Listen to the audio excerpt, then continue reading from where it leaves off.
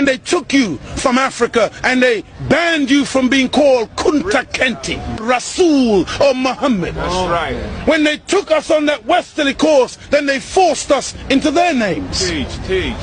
And they called us Smith, Jones, Robinson, Green, Brown, Hogg.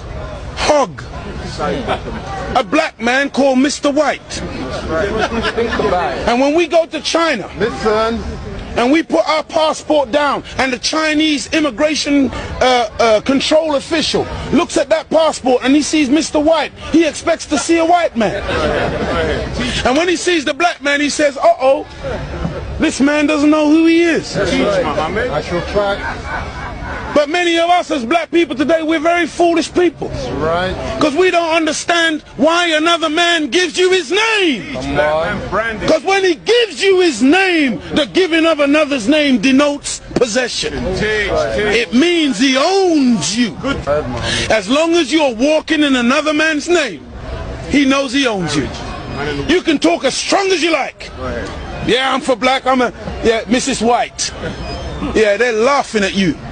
Because they know that when you take another's name, that's why in marriage, in the tradition of marriage, the woman takes the man's surname. Go ahead. And leaves her maiden name, because that taking of the other's name denotes possession. In the event of divorce, you don't walk around with the other man's name. You now relinquish that name because you're no longer with that one.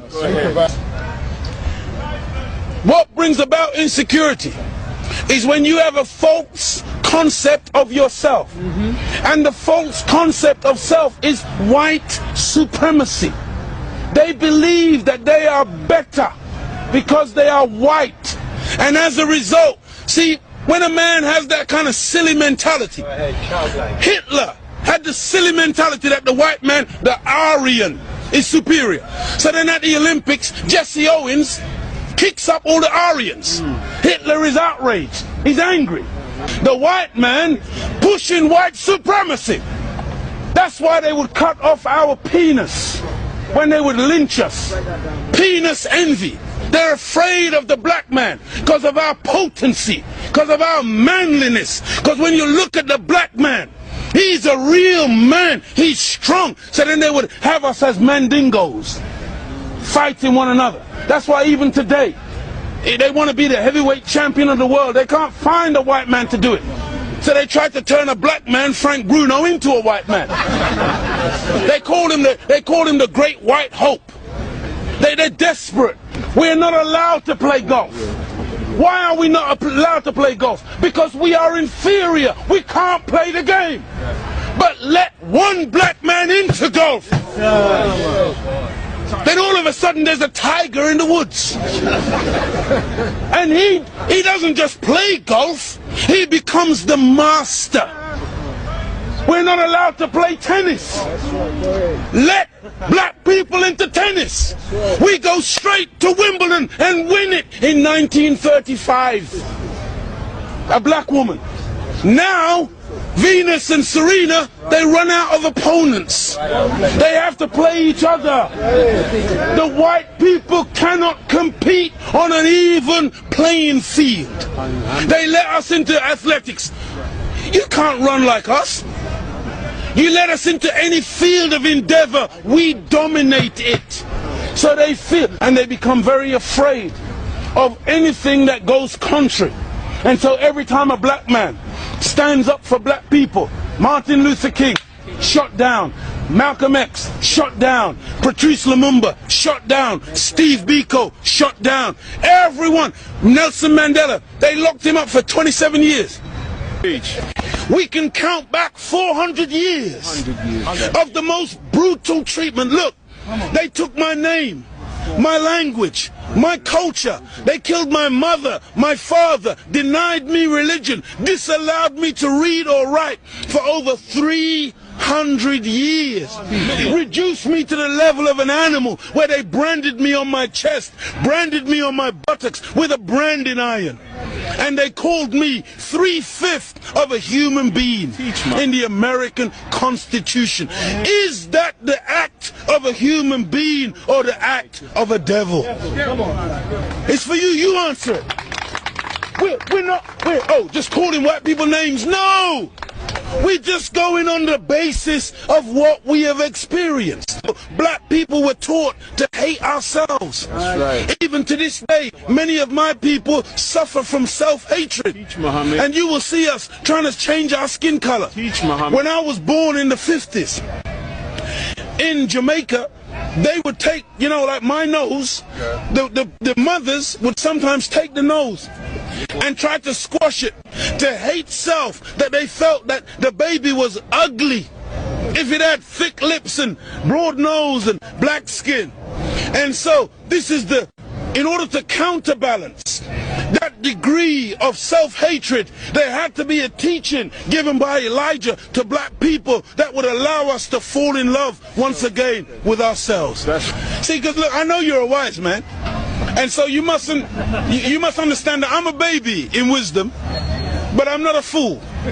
And he's saying here today that the Caucasian is in fact the oldest group on the planet. I beg to differ. Look, one of the most famous anthropologists is Professor Leakey. And when Professor Leakey went in search of the origin of human beings and human species, he didn't stop very long in Europe. He went to Africa. And the oldest bones and the oldest human beings to this day that you call Zinjanthropus, using the Latin meaning Zin and Xanthropus, meaning a black man, that oldest man, they say, is millions of years old. You went back and found one even older than that. You called her Lucy, a black woman. Go ahead. And every sensible historian, anthropologist today agrees that the black man is the father of human beings. Even your geneticist, Mr. Mendel. Go ahead. You have Mendel's law. Go ahead. Mendel says that light eyes are recessive. Light skin is recessive. You can take the recessive, the dark skin is dominant, the dark eyes are dominant. You can take the recessive from the dominant, but you can't get the dominant from the recessive. This is Mendel's law. And so all of your scientists have proved that you can't look. Black is not even a color. That's right. Black is the mother and father of all colors. And if you want a baby, even if the woman is a white woman, the baby has to come out of the triple darkness of her womb. And this is the origin of all life. Within the black, you have the whole color spectrum. But in white, two white people laying down together, they can only produce white. But two black people in darkest Africa can lay down together and produce albino with blonde hair and blue eyes. That's right. Teach, Muhammad. This happens all the time. And so we need to really get these facts correct today and understand that as grey as your hair is, you are listening to your father today. Teach, Muhammad. This is daddy talking. Teach. And we mustn't turn. No, this is true. I'm not mocking. The white man, he came into what he called a new world. Teach, Muhammad. And so all of a sudden you started to name things. Teach, Muhammad. So that's why you called it America. Based on, what was his name? Amerigo Vespucci, a Caucasian. Africa. That's why you called it Africa. Based on the European explorer called Africanus.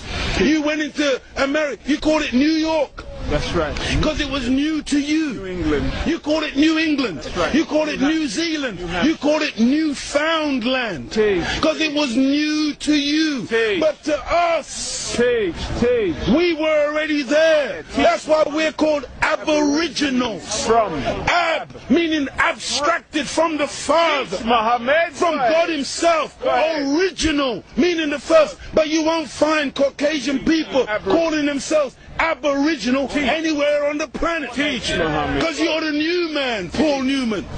From one blood came all human beings, but we produced you from us. Look at this. Even the word human, you've heard the term of a darker hue. Human, meaning a dark man. Human, a man of color. That's why the topsoil of the earth is called humus. It is the dark organic material that gives life to the earth. Teach. Whenever you take away the dark organic material or you denature it, you're left with white granulated sand. Teach. Desert. ahead, You want to see those of us who think that white something to glorify in. No. It's a psychological thing with white people where you want to find your place. And your scientists and your historians, they spend so much time asking the question, where do we come from? Because they are puzzled as to your origin. Look at the Chinese, look at the Asians, look at the black people. All of us got dark eyes. All of us got black hair. The only one on the planet who's got ginger hair, blonde hair, brown hair, grey hair, brunette. You are the one that's gone around the world making everything based on color. You were the one who went into Australia. You were the one who went into South Africa. You were the one who went into Asia and classified people and things based on color. So that's why this man, Yaqub, he wasn't a madman. He wasn't a mad scientist. He was a good scientist. And the Caucasian person is a person who is anti-nature. That's why when the sun comes out, I'm energized. Me and the sun, we got a relationship. I love the sun. I don't need no sunscreen. I don't get cancer from the sun. Me and the sun have got a good relationship. I love it and it loves me. But white people, you got to put sunblock on.